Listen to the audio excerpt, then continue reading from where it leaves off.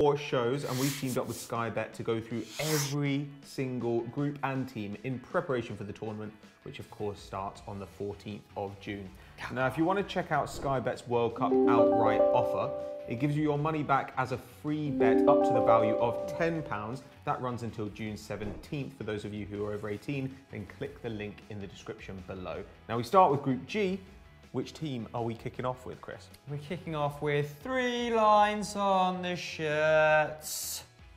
England, okay, who exited the last tournament at the group stage, finishing bottom of their group. Memories, fond memories. They've only won once in the last 7 games over the 2 World Cups, but they've not lost a qualifying match, Pato, for any major competition since October 2009, a run of 39 games under 3 different managers.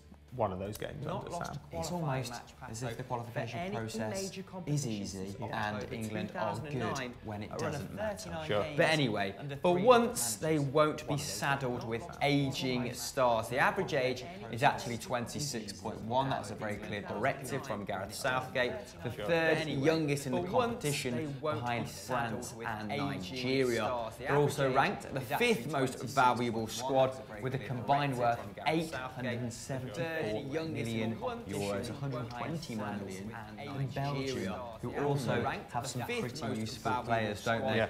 The other noticeable change of Southgate's stewardship has been the implementation of the 3-4-3 system that relies on established relationships between players at club level and the pressing football favoured by managers of those clubs, such as Klopp, Guardiola and Pochettino. The press was pretty incessant against Costa Rica. That was nice. It was refreshing to see. Hunting in pairs, all this sort of stuff that has been successful for these clubs at domestic level. But with 5 defenders on the pitch, Pato, there is a bit more pressure on the forward line. Yeah, I think that the attackers are going to have to produce something out of nowhere. And the guy who is really the key in that regard is Raheem Sterling. He only has 2 goals in 38 appearances for England, but he was involved in 29 in 33 for Man City last season. He's also really going to be the only pace in the side. When you look at the first choice 11, the only other fast player is Kyle Walker, and it looks like he's going to be stuck in that right centre-back role. So Raheem Sterling is going to be the sole outlet. Now, he's clearly one of the most creative players in the squad, along with Dele Alli and Kieran Trippier.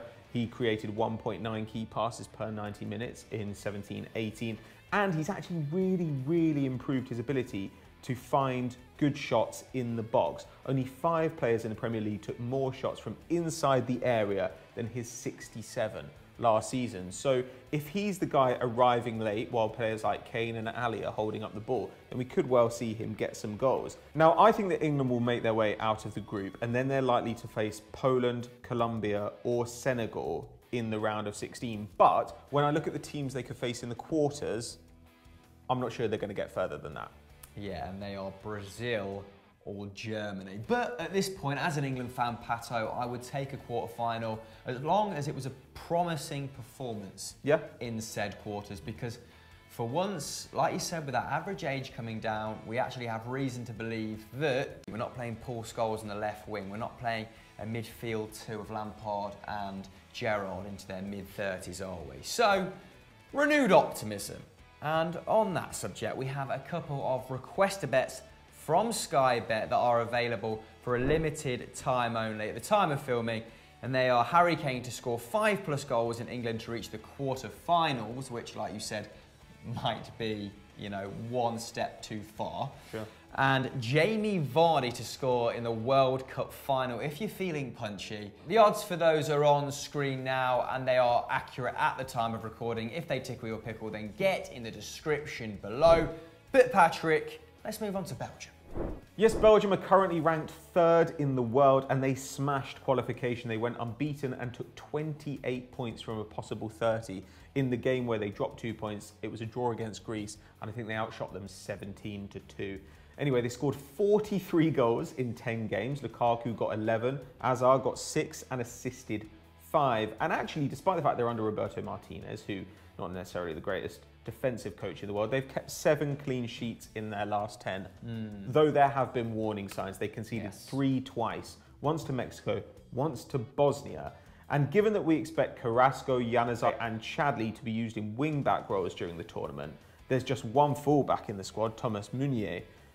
It's perhaps fair to question what exactly Martinez's plan is. He left Nainggolan at home as well, who's clearly one of the most talented players in the team. Found space for Dedrick Boyata. Don't know how you feel about that. Unnecessary. But the fact that he's not taking Nainggolan, it's going to put a lot of pressure on Kevin De Bruyne in that central midfield role, right? Yeah, who's of course our one to watch in this squad, given the season that he's just had for Manchester City. And one thing Martinez does deserve a little bit of credit for when it comes to KDB is playing him in a slightly more reserved central midfield role as opposed to attacking midfield where he featured prior for Manchester City in that sort of 10 role, or on the right wing where he played for Wolfsburg. And he's likely to feature there again at the World Cup. He produced 8 goals and 15 assists in the Premier League last season and also led the league in terms of second assists, which is the pass before the assist. But with the often injured and ageing trio of Vertonghen, Kompany and Alderweireld behind him, his defensive skills, which he's upped this season, might actually come to the fore. Now, he made 2 tackles and interceptions per 90 last year for the Citizens, up from 1.8, while his chances created came down from 3.2 to 2.8 subsequently as a result of playing deeper. He's playing more like a true 8 at this point than the 10 we maybe knew him as prior.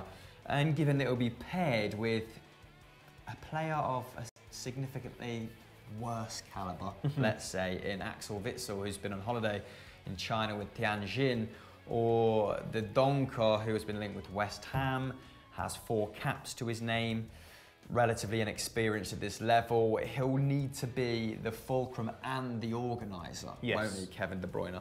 And now I imagine that Belgium will tussle for top spot, Pato. What do you make of the sort of positionings in this group? Belgium are just one of those teams that could be incredible and could be absolute toilet. I mean, those 2 teams face each other in the 3rd game of the group stage. But in a way, I kind of think it doesn't matter, like which positions they finish in. I think they're likely to be anyone from Group H, who we'll go on to in a bit, in the round of 16. And then, like we said before, it's probably Germany or Brazil in the quarter-final stage. So I would expect them to get to the quarter-finals, but probably go out at the same stage as England. 3rd team in Group G then is Panama. You getting that reference? What is that? Panama. It's Prison Break. I never watched Prison Break. Yeah, well, not worth it. But don't expect to see any familiar faces, unlike Prison Break, in the Panama squad, Pato, because not a single man in their 23-man squad plays in Europe's top 5 leagues. I'm all over this. I love it. They're ranked 55th in the world. Only 4 teams at the World Cup rank lower, and they qualified for the first time in their history for Russia 2018